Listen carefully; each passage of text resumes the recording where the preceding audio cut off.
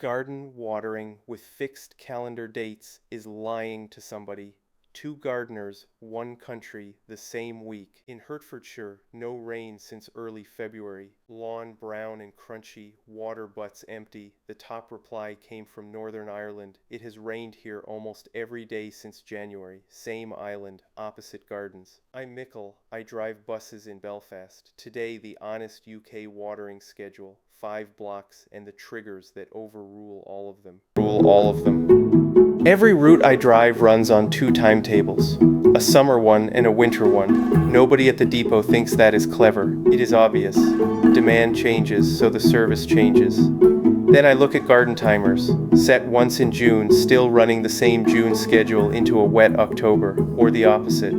A system switched off in November and never woken, while the May sun quietly cooks every pot on the patio. Here's the thing, British weather is chaos week to week, but the year underneath has a shape. Evaporation is tiny in March, brutal in July, collapsing again by October. We measured that back in Series 1. The invisible tap opens and closes with the season, whether you adjust or not.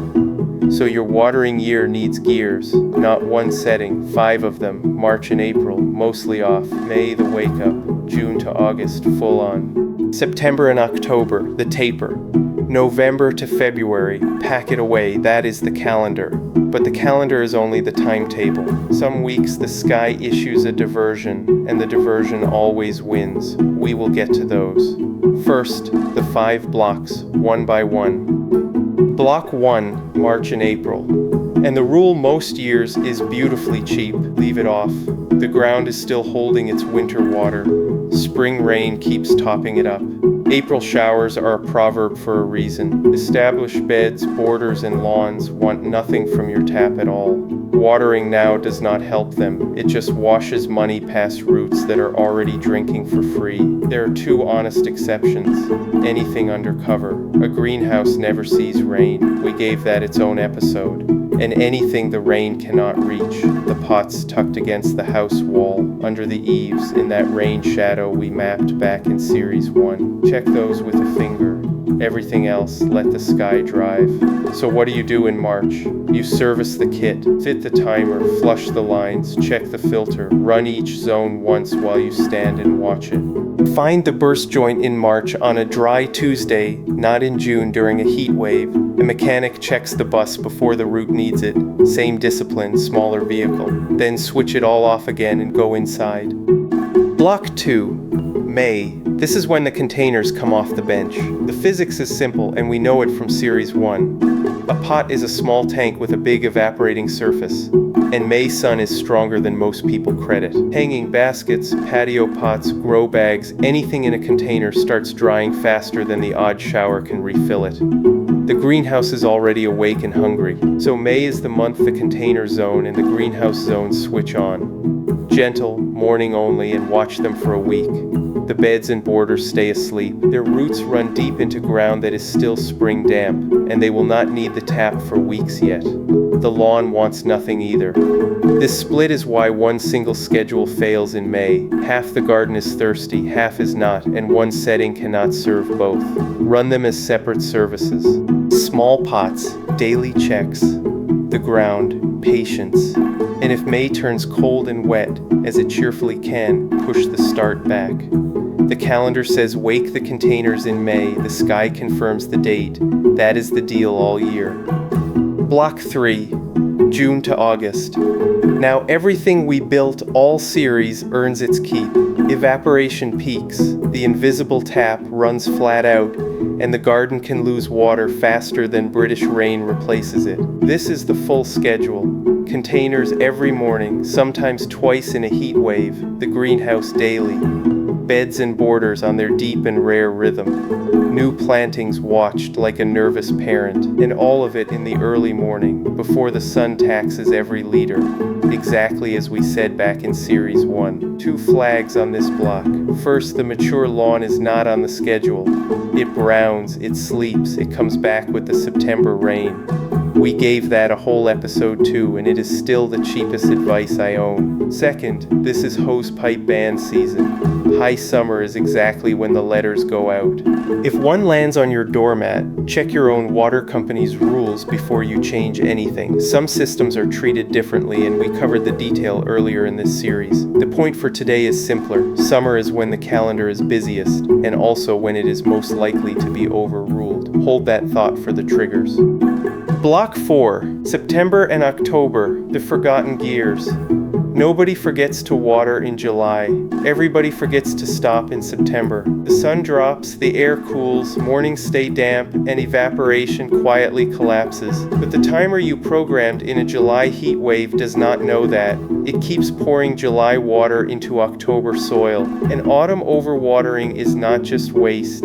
Cold, waterlogged ground pushes the air out of the root zone, and roots sitting in cold soup start to rot just as the growing year winds down. So taper.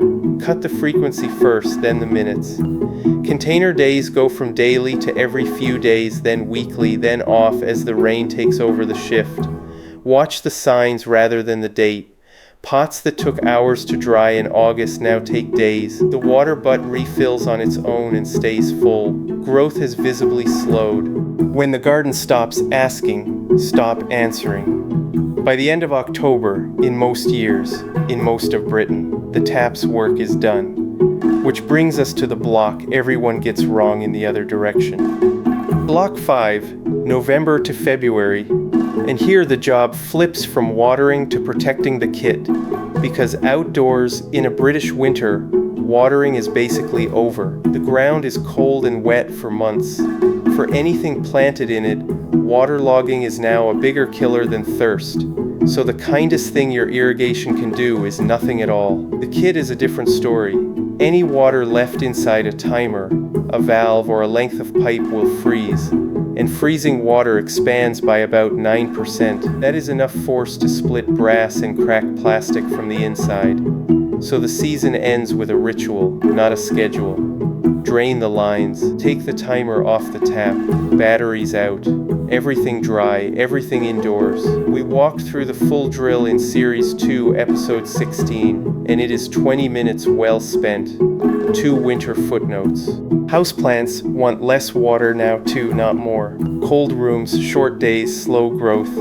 When in doubt, drier is safer than wetter, and your empty water butts are not off duty. Winter rain filling them as next summer's free water quietly going into storage.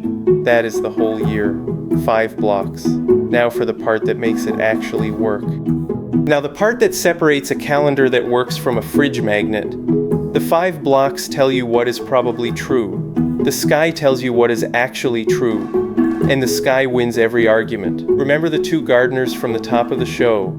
That was one thread. A gardener posting their spring anxiety from Hertfordshire. Lawn brown and crunchy, butts empty, no rain since February. And the top reply from my end of the island, rain nearly every day since January. 242 people upvoted the rain. Same month, same calendar, opposite instructions. Fixed dates cannot survive that. Triggers can. So here are the 5 I run. Trigger 1. A hot, dry spell that lasts more than a few days. Containers step up a gear, whatever the month says. Trigger 2. Sustained rain. Outdoor zones off. Or let a rain delay do it. And trust the skies shift. Trigger 3. A heat wave warning on the forecast. Small pots get checked daily, moved together, shaded, out of the wind. Trigger 4. The first frost forecast of autumn. That is the pack away klaxon, whatever the date. Trigger 5. A hosepipe ban announced. Read your company's rules that day and be ready to switch to cans and stored rainwater. Notice what a trigger is. It is not a gadget. It is a forecast. A water butt level, a finger in the compost. The calendar suggests, the sky decides. Time for the Honest Kit Minute, because seasonal gear changes are exactly where my own setup earns its keep. The Johgee 4-zone timer lives on my tap, and the year I just described is how I actually drive it. May, I wake 2 zones only, containers and greenhouse, and the beds stay off. July, full morning schedule on all 4. September, each zone tapers separately because the baskets and the beds do not slow down at the same speed. November, the whole unit comes off the tap, batteries out, into a drawer until March. Rain delay covers the wet fortnight trigger without me touching a thing. 4 zones, 4 different seasons, 1 tap. Now the honest part. If your garden is a couple of pots and a window box, you do not need it. A watering can and your own eyes run a better calendar than any electronics. And from November to February, nobody needs a timer at all. Mine hibernates in the kitchen drawer.